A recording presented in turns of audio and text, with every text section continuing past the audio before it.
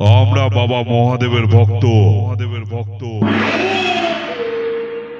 তাই বাবা মহাদেবের আশীর্বাদ মাথায় নিয়ে চললাম আমরা জল ঢালতে।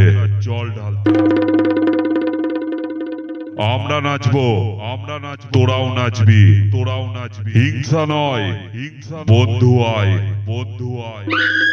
শুধু একটাই কথা হবে, ভোলে বাবা পার করেগা।